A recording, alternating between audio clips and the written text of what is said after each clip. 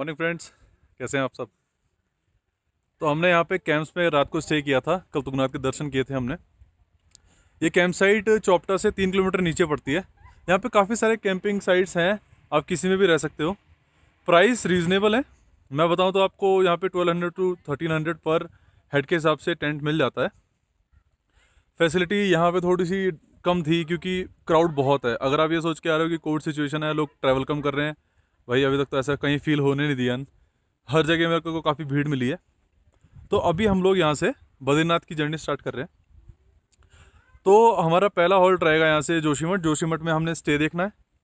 उसके बाद हम वहाँ से आगे जाएंगे बद्रीनाथ के दर्शन करने के लिए।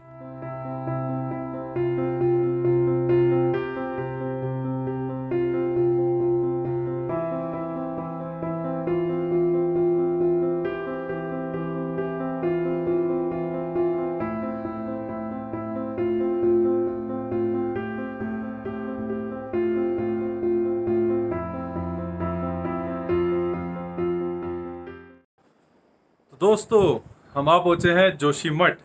जी हाँ, जोशीमठ। विंटर्स में बाबा बद्रीनाथ नीचे जोशीमठ आते हैं। यहाँ पे नरसिंह महाराज का मंदिर है जोशीमठ मेन सिटी में ही। वहाँ पे उनको लाया जाता है पालकी के थ्रू, और पूरी सर्दी हो जाती है क्योंकि ऊपर बर्फ़ पड़ी रहती है। फिर जब दोबारा गर्मी आती है तो फिर दोबारा पालकी से ऊपर बद्रीनाथ जाया जाता है। यहाँ से बद्रीनाथ पड़ जाता है हमारे पास 45 किलोमीटर्स। हम सुबह चले थे 8:30 बजे चोपटा से, और हमको ऑलमोस्ट 3.5 से पौने 4 घंटे हो चुके हैं चलते चलते, और हम 105 किलोमीटर ड्राइव करके यहाँ पहुँचे। एक बात बताऊँ आपको लग रहा होगा कि ऑफ सीज़न है, बट यहाँ पे इतनी भीड़ है कि हम जोशीमठ मेन सिटी में भी हमने होटल ढूंढने की कोशिश करी थी, बट कुछ नहीं मिला। फिर हम थोड़ा और आगे आए तो हमें एक रिजॉर्ट मिला है। बाकी ये कि हमने एक दिन गुजारना है और बाबा के दर्शन करने हैं, तो कोई बात नहीं। अभी तक तो जर्नी बहुत सही रही है, और हमारी कोशिश रहेगी कि हम दर्शन करके शाम तक वापस आ जाएं यहाँ पे।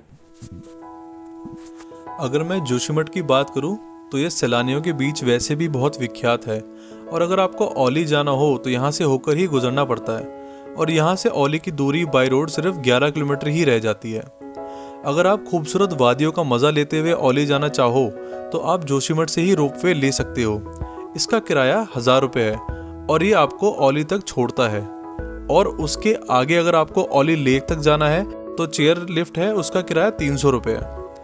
रोपवे 4 किलोमीटर लंबा है, और ये रोपवे एशिया में 2nd नंबर पे आता है, और इसकी ऊंचाई सी लेवल से 3010 मीटर है। औली स्कीइंग के लिए भी बहुत फेमस है, और यहाँ पे विंटर स्कीइंग कंपटीशन बहुत बड़े स्तर पर होते हैं।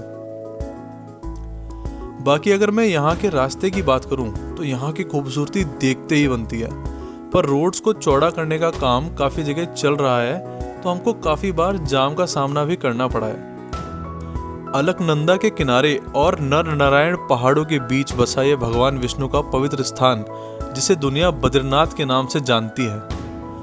बद्रीनाथ मंदिर के बारे में एक मुख्य कहावत यह है कि जो जाए बद्री वो ना आए औदरी, यानी जो व्यक्ति बद्रीनाथ के दर्शन कर लेता है उसे माता के गर्भ में आना नहीं पड़ता, यानी उसे स्वर्ग की प्राप्ति हो जाती है।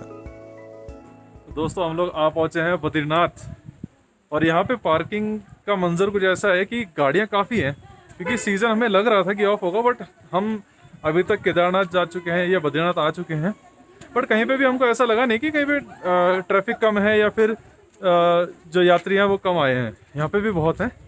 हमने भी गाड़ी अपनी पार्क कर दी है, और हम जा रहे हैं दर्शन के लिए। ये देखो बाबा बद्रीनाथ के दर्शन। अलकनंदा नदी ये बह रही है, और ये देखो घाटी कितनी खूबसूरत है, और वो रहे हमारे बाबा बद्रीनाथ। जय बद्री विशाल। तो दोस्तों, हम 15-20 मिनट पहले पहुंचे थे यहाँ पे, और जैसे ही हम मंदिर परिसर के अंदर आए, हम मंदिर के अंदर घुसे, उस वक्त ही कपाट बंद हो गए थे क्योंकि पूजा का समय हो रहा है।